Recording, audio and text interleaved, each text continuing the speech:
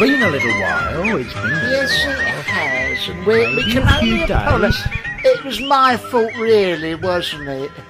Oh, probably, Barry. You was up for Although it. I think it was also my fault as well. Well, I don't think so, because I was very busy. Was. I was just busy cleaning out my garage. Your muck. All my muck in the garage. You wouldn't believe what I found in there. What you find in there? Jesus Christ. I'm all ears.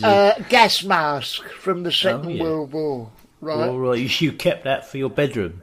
Yeah, well, this is the thing, because we're now down to our final ration, some old lentils in the cupboard that went out of date in about 95. She started, I have to go everywhere in this gas mask because of the blowing off. All the blowing off, innit? All the gaffing. I found out some gravy browning.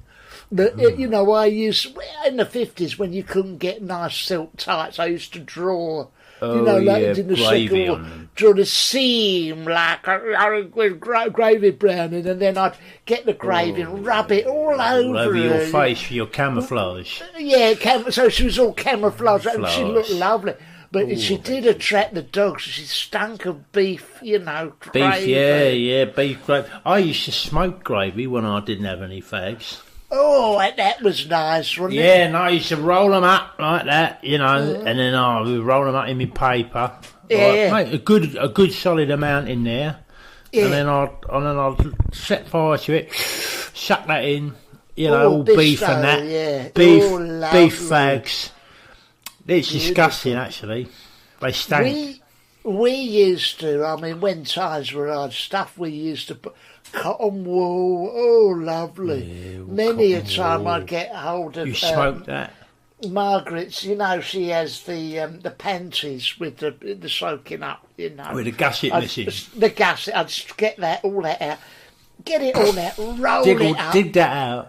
Yeah, we did all the stuff we used to smoke in the old days. Oh, yeah, we had when there wasn't much about, was there? You couldn't just go down and get your rough ones. You was rationed. There was no, that's right, but many a thing we used to roll up. All the cat hairs, mate, some lovely cigarette. Lovely bit of cat hair and all that. When I was in prison, I used to, in your bum, when you wore the pants all day. Right. And you get a lintel in there. Yeah, that's it. Yeah, you just pull that out of there, right? And after 2 weeks of collecting that, you have quite a sizable amount of that. Roll that up nice. I found if you just roll that up in a nice Frizzler and smoke that, it give you a good hit. That did. Well, and it stunk. Yeah, it would stick me to give you. You know how you come right out of the gooch area. Goose, 20 gooch and butler, please. John play a gooch. We used to have Benson and Minges, which was all the old lintel off Margaret's pants that would stuck to her grey pubis. Get an old toothbrush, rub it off onto a cigarette. Scrape it off. Yeah. Roll it. That make a lovely cigarette. Oh, yeah. Well, when there's nothing else. When there's nothing you make do. Nothing else. The kids don't know they're born nowadays. No. Sometimes when my gooch is flared up and it's all flaking off, like it does sometimes, and all the skin's coming off there. That's it. Yeah. I'll get a cheese grater and just lift up my ball bag and give that a scrape there. Onto a Rizzler, and I'll roll that up and just set fire to that and smoke it. If there's nothing else, that'll give you a good hit, but it does stink. Yeah, 2 words for you, matted faeces. My dog goes out over the field in this sort of weather, comes back when it's hot. Very dry fecal matter on his bottom. Get an old toothbrush, get that on the king-size Rizzler. Onto the Rizzler. It might be a couple of sittings, might be a couple of times I've taken him out. Roll that up, stick a roach in the end, makes a lovely... It stinks. It stinks, I bet it stinks. It does stink, but I bet absolutely stinks when the flame catches on that. Yeah, it gives you a hit though. It's lovely. And so we got all the dog ends out the back, and they are literally from the end of the dog. I know. When I used to was in prison and I used to stop out in the morning and there was nothing to smoke, I sometimes just pull one out of the chamber pot and roll that up.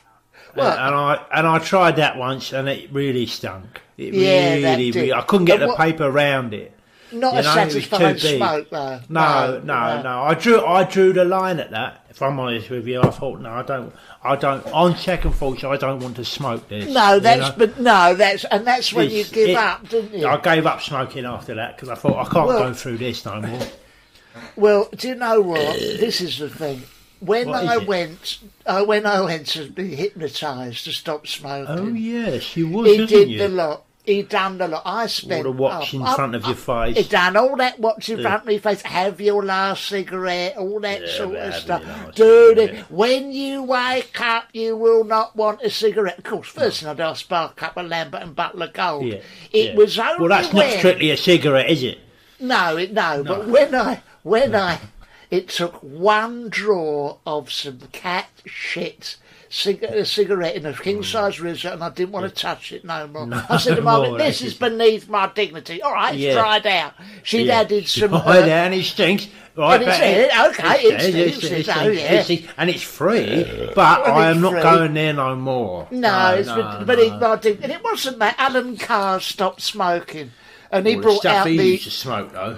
Oh, Carr, yeah, Christ! Oh, yeah, but he brought out the cat shit edition, didn't he? Where you watch it on TV. when you've really gone downhill and you're smoking cat muck. Yeah, and fox muck. Look at this cat's asshole. Do you want to smoke anything out of here? No, you do not. I would think twice before scraping the shit off of the cat's ass with a toothbrush into a roller of paper and sparking that up and smoking it. We don't know yet what that could possibly do for you. That's it. But it can't be good. That's it. And it stinks. And it stinks. Yeah. Join my cat shit program, and you too can give up smoking. Stop smoking that muck. Goodbye. Literally that muck. Yeah, exactly. Go. So I was thinking about joining the House of Lords, you know. Oh God, yeah, go on. Yeah, I thought about it, and I got the application form, you know. What, from the post office? Yeah, from the post office. So become a lord, you know, because I've been looking around this lately, and I think there's definitely perks to being. Because take for example, anyone can become a lord. Did you know that? Really? What, anyone? Anyone can become. Your mate Kenny couldn't after what he done, but you know. Yeah, but. If he redeemed himself, he could. Anyway, the point is this, right? I was looking around, and you know, there's all these lords. It's a House of Lords, and they make anyone a lord, right? Yeah. Which is why you get all these drug lords, right? Oh yeah. Now I don't know how you. Yes. How you become a drug lord? I don't know how you become it now. Like you take drugs, maybe, or if it's up to you, you sell drugs. But it's a big old leap, right? From taking drugs and selling drugs to becoming a drugs lord. Yeah. Right, I don't know where the gap. You know, it's not like you can. You know what I mean? Do you know what I'm trying to say? I do know. It's the same with the Lord of the Dance. Michael Flatley is a wonderful dancer. He does all that jiggly Irish, and he gets her hands by their side. It's a fairly standard Irish jigger, right?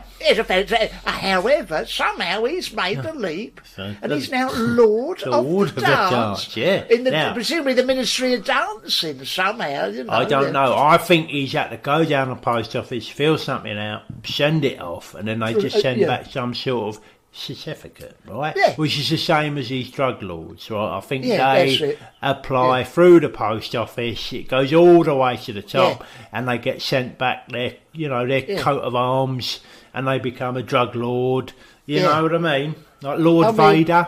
Who knows? No one knows how he got there. That? Yeah. No, I know. Well, he was a robot, for Christ's sake. Screaming Lord Sap. Screaming Lord Sap. How did he get to be? We don't know. Well, so how did you get on? What have they? So you got a meeting, presumably, an interview. Yeah, I'm going to go up there.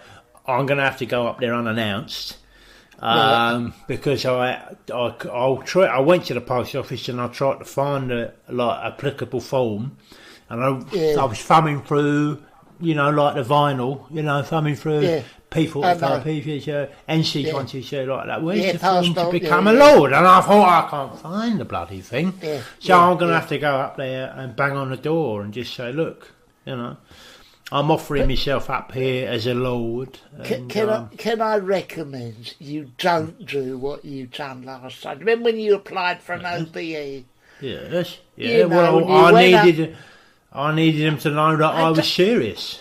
I don't know where you've got this idea that you're supposed to just squash your ball back. The bottom of your flies. Not the cock. I'm not saying for a second the cock with him up. No. But when you do your, they both hang out. And you think it's funny. They don't want to see that. And the Canadian Fruit Bowl. They don't want to see it. Stop doing it. I've told you. Many an interview you've fucked up because of that. Well, this is the thing, Barry. That's a good point you make.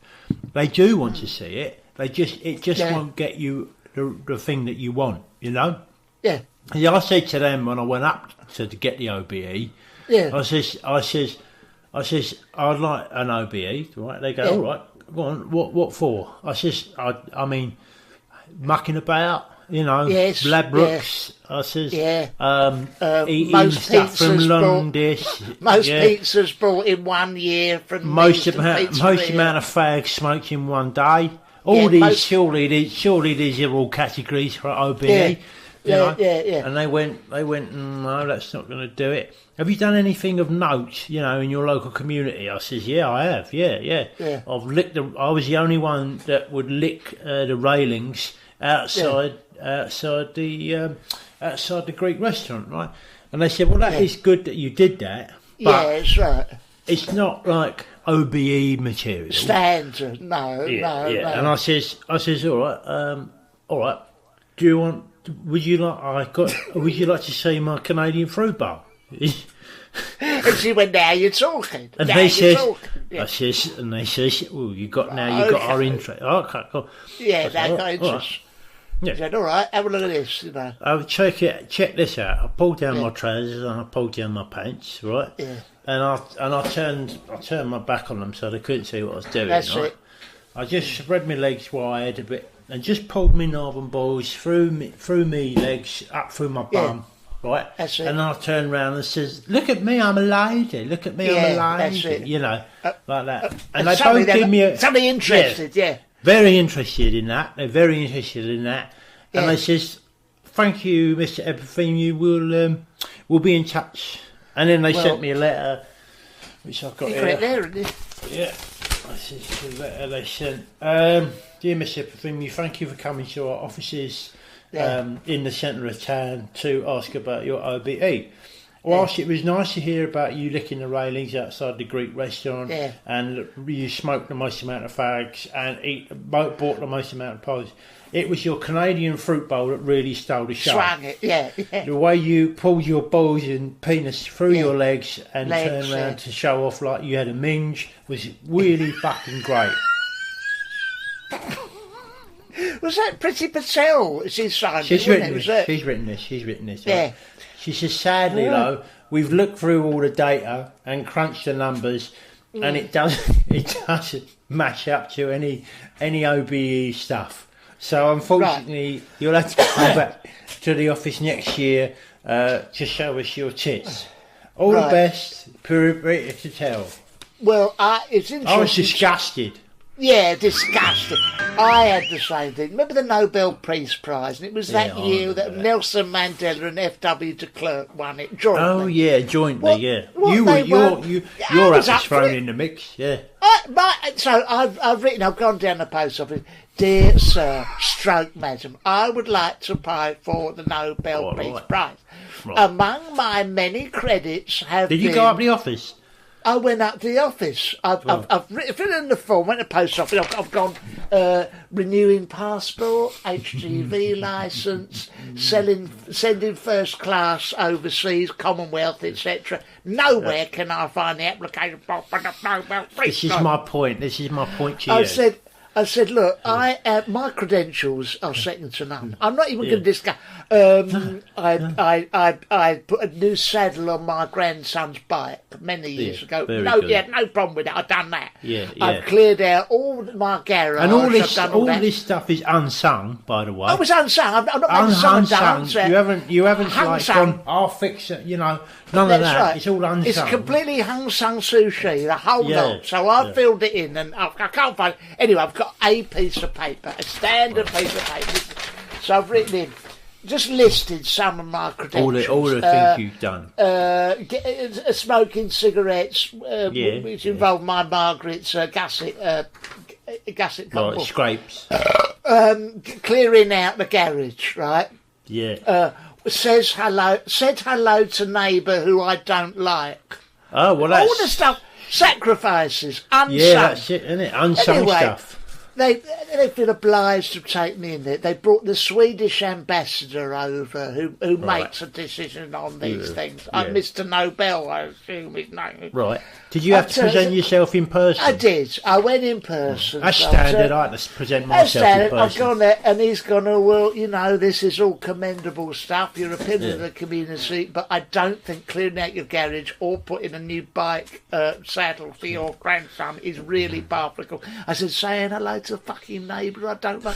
Sorry's not That's good enough. That's got to be right up there, isn't it? Go right, and you've met him. He's a dickhead. So anyway, I've gone, okay, would this make any difference? And with that, I pulled my trousers and my pants down, and they've got, can we get security? Whoa. You're in safe hands. You're in safe hands. I've pushed my knob and balls between my legs, both of them. I've turned around and I've gone, look, do I look like a lady with my minge and that? The geezer from Sweden, suddenly, they're like, they're sex maniacs. Oh, yes, sex. Hold on a minute. He put his pen down. Who's this beauty in front of us? He put his coffee down. Has a good old look at it. Who is this beauty? He's had a good old look at it, yeah. Yeah, and then, just as he's enjoying it, I've turned round, revealed the full horror of the Canadian fruit bowl round the other side. Right, and I've gone, the old banana and two kiwis. The old banana and exactly. Yeah, and I've gone the old sausage and beans. So anyway, I've turned around, I've gone, how about that for a peace prize? And he goes, I'll have a piece of that. And we had a right old laugh about it. Good old laugh, yeah. And then so as I've sent you a letter? Well, as I've got it, I've seen F.W. de Klerk and Mandela's application. I've gone, and you can fucking get rid of that and all. And I've stormed out, all jolly and all that, all the thinking you've nailed it. I'm banging between the backs of my thighs. I've got to pull my trousers up and off on my toes. Oh, lovely. This is what I got. Where's the reply I got? Where's the letter you got? Yeah. Dear Mr. St. Michael, right. The jury from the Nobel Peace Prize brackets Sweden were delighted with your presentation. However, whilst we acknowledge it was nice to say hello to your neighbour in brackets who sounds a bit of a cunt, you can't stand him. In asterisk, you can't stand him. Which is fair enough. Which is asterisk in brackets MB, which is fair enough. We were not impressed with any more of your presentation. However, the jury would like to commend you on the Canadian fruit bowl. It really looked like a minge! ! If you would ever like to come for dinner with the ambassador of Sweden and his wife, of course, come. And he's written it. He's handwritten at the bottom. And make sure you bring your fanny! ! So in a way, it was dirty, but it was a consolation. No, it's nice because I received a letter from. I didn't want to tell you about this letter I got from the from the Nobel Peace Prize people. Oh Christ! Go on. Yeah, no. But I think now's probably the time I should read it to you. Fess up. No, I didn't want to break your heart, so I didn't I didn't read this to you. But now I'm going to do it. This is hello, Angelos. It's all the boys from the Nobel Peace Prize here. Right now, we know the other day your mate Barry came to see us. Wanting to get his name in the ring for the Nobel Peace Prize. Right. Right. Yeah. He presented all these things what he's done, like changing his grandson's saddle, cleaning out his garage, and saying hello to his neighbour, who he can't stand, brackets, which is absolutely fair enough, close brackets, open brackets.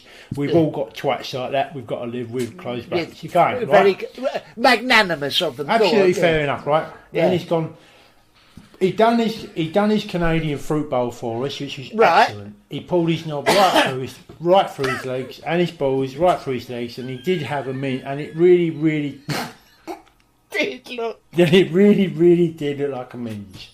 We was all very impressed, and my mate from Sweden took a photo on his phone, which he didn't tell Barry about. Right? Oh yeah.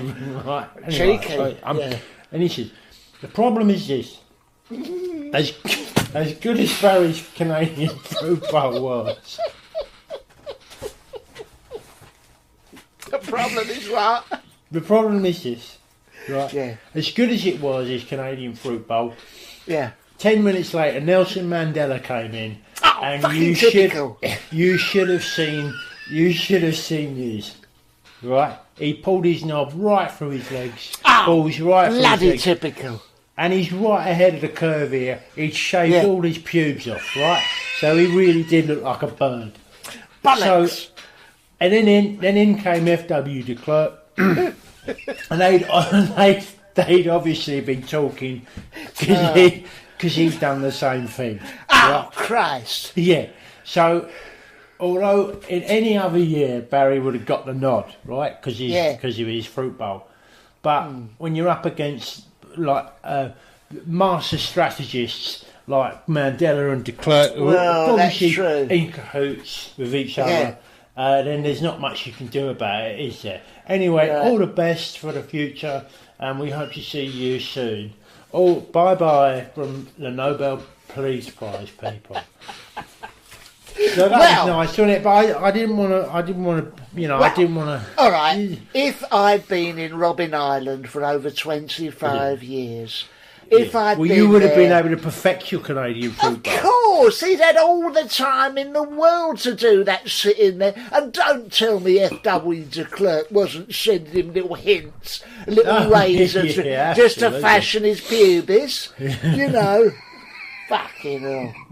Long walk to freedom. It's hard to compete with that, isn't it? You know? Of course it is. I mean, sounds like you did very, very well, though. But if you had read his book, Long Walk to Freedom, there is a chapter 18, which you have a look. With his cock and balls through his legs. With his Long Wank to Freedom is one of the chapters. Yeah. But he got bored of that, and he started planning for the Nobel Peace Prize. Yeah, well, there you go. He had it in his sights all the time. We're such a strategist as that. There's not much you can do about it, Barry. Wasn't he? He was a good strategist. What can you say? Yeah, I mean, the stuff he had to smoke in prison was disgusting. Yeah, really stank. It really stank. It's like when Desmond Tutu, when you mentioned those tits earlier, they wanted to see your tits. Do you remember when he painted a big pair on and he would come round, all of them and he'd sit there, stand in front of you and goes, "Don't mess with my tutus," right? and he would jiggle them like that. Yeah, exactly.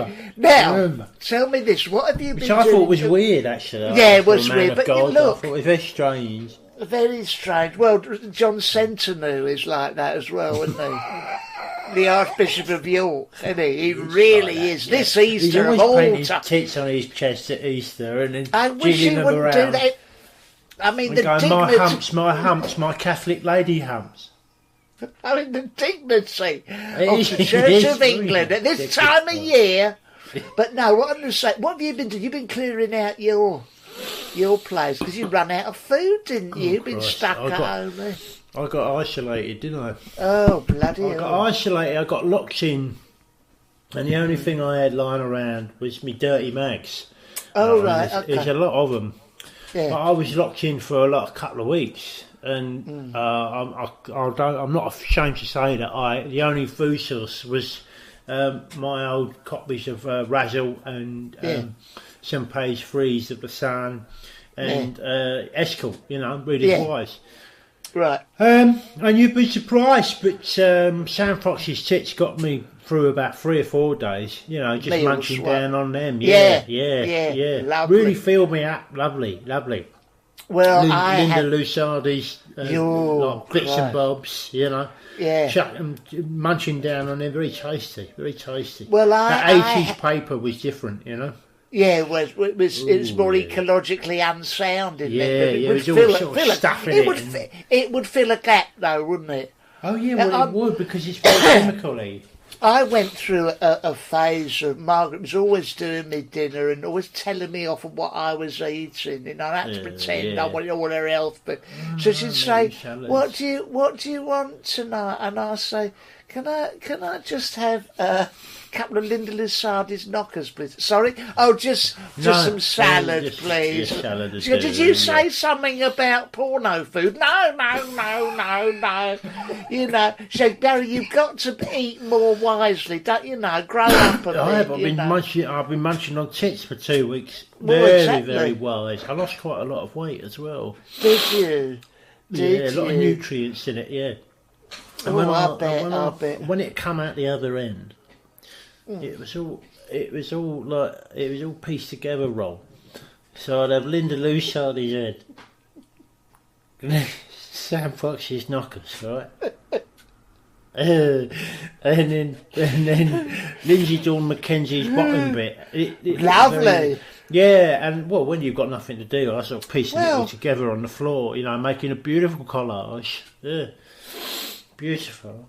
I went through a phase of that. Enjoying a meal. I couldn't wait till next morning to see what beautiful combination I'd come up with, I mean, I remember one night I had a starter of Suzanne Mitz's face.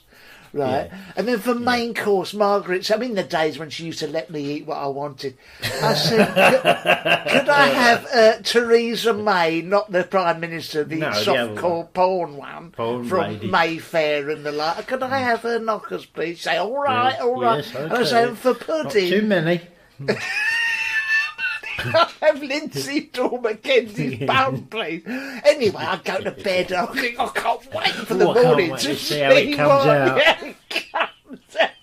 It was wonderful, Oh yeah, no. I'd call it my Angel Delight next morning. I bet she said, "How's your Angel Delight?" And I go, "Lovely," because while I thought I had Lusardi's knockers, turned out to be Sam Fox or Maria Whittaker, well, there you go. You see, that's the beauty. That's the beauty of it. Yeah. Whatever that's happened to art for you. That's art. Well, that's what Andy Warhol said, didn't he? Oh, yeah. Famously said, everyone will be famous for 15 minutes, but have you seen Suzanne Mitz's tits? Oh, Christ. Do you remember that? You never hear the second bit of that. You don't hear the second part of that quote, You never hear the No. So many quotes. So many quotes. Yeah. You don't hear the end of. One small step for man, step for man, one Johnny for mankind, and I think I've just caught my knob on the ladder. You never hear that, do you? You don't hear that bit. It gets cut off the mic. We shall fight them on the beaches, on the landing strips. And Christ, has someone farted? You never hear that. Oh, is that stink? What is that stink? You never hear that bit. You don't hear that bit. You don't hear that bit. Yeah, they cut that bit off. Yeah. Wonderful. I may have the body of a woman, but I've got the heart of a lion and a massive arse, a bit like Cyril Smith had. Queen Elizabeth I, remember, she said that. You never hear that last bit. No, you don't hear it, do you? You don't hear it. Yeah. We shall fight them on the beaches. Have you done that one? Yeah, I've done that already. You've done that one. Yeah. Never. An eye for an eye, an eye for an eye, and the whole world is blind. Yeah. And have you seen Sam Fox's tits? No, yeah. But you don't hear that bit. Remember Thatcher? Where there is disunity, let us bring hope. Where there is violence, let us bring peace. Where is that copy of Mayfair I left under the bed? Do you remember? You never hear that bit. No, you don't hear that bit. You don't hear that bit. You don't hear that bit. None of that stuff. No, you don't hear that. You don't hear that bit. Well, that's it for the quotes. Well, I can't think of that's no it. more. That's it. Well, look. We shall meet again. Don't know where. Don't know where. I think I've sat on some muck. You don't hear that. A beer and lint. Yeah. A beer and lint. Well, look, ladies and gentlemen, we've done half an hour. Yeah, I hope that's helped. I really hope that's helped. If Dame Vera is listening and she wants to give us any more wonderful quotes and fess up to some of the last bits that never includes us in that, No. Anyway. Okay, well, if you want any information on any of the topics raised in today's podcast, please go to our fact sheet. Angelos and Barry trying to get an OBE with Canadian Fruit Bowl. .co.uk. And we will see you. We're going to come back soon, aren't we? Oh, we're going to come. We've got nothing else to do. We'll come back right back soon. Ladies and gentlemen, we love each and every one of you. All of you. All of you. Join us on Patreon right now. Oh yeah, Patreon. Where the real gold is. This is flim flam. Flim flam. Tittle tattle. Tittle tattle. Until next time. Okay, bye. Bye.